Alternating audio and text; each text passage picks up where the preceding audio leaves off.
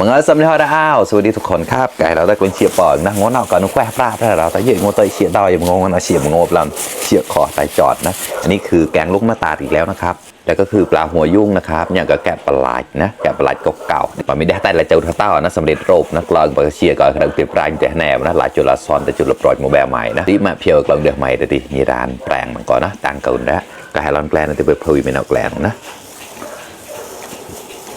เพราะว่าอันนี้จุดละก็ละน้ำมันใส่น้ำมันแล้วก็ผงนัวนิดนึงนะครับหอมแดงนะจุดละชมมอเจอเนี่ยตอนที่กลอย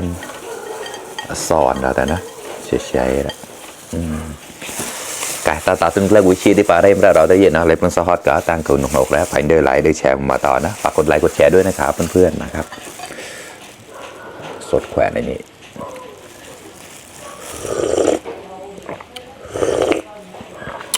ขออร่อยกระดูกแก้วครับจุดเราจะเบาแต่ละ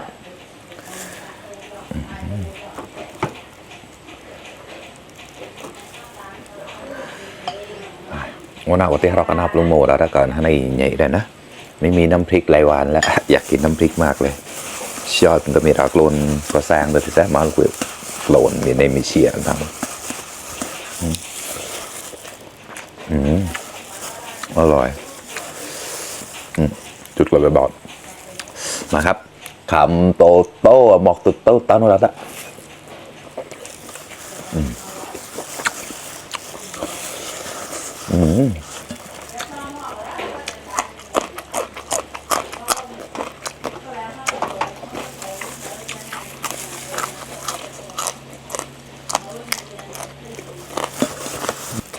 ผักบุ้งนาบุญไว้เรื่องการข้อครับ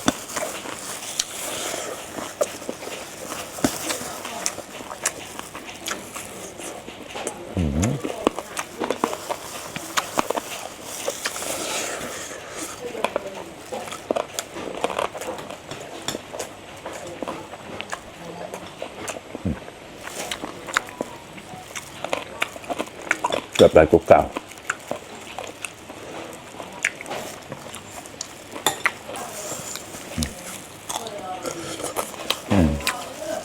ข้ออร่อยมาก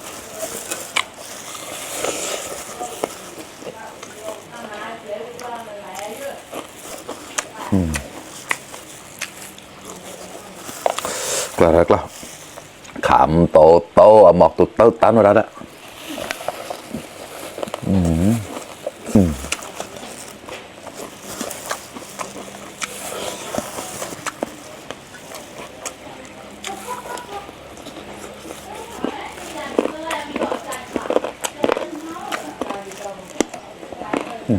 บาสไปลงกล่าว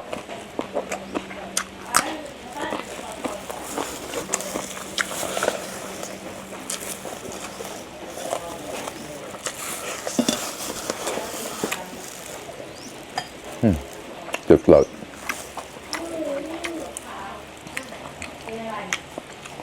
แหวกเปล่าขอเกิดแล้ว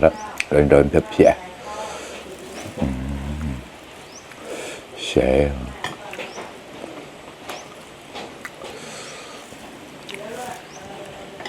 ชอบเลยช่วยได้แขวนเนี่ยตอนงมงานจุดเตาเสร็จแล้ว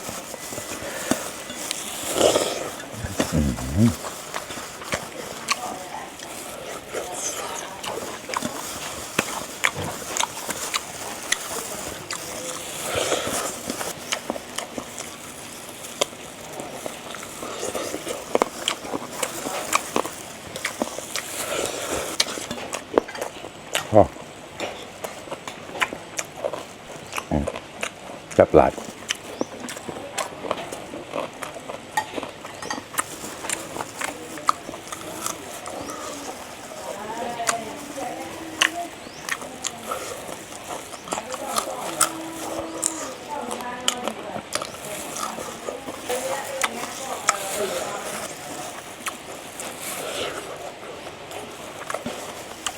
พริกกระเหลี่ยงปล่อยอะไรอย่างแล้วเรา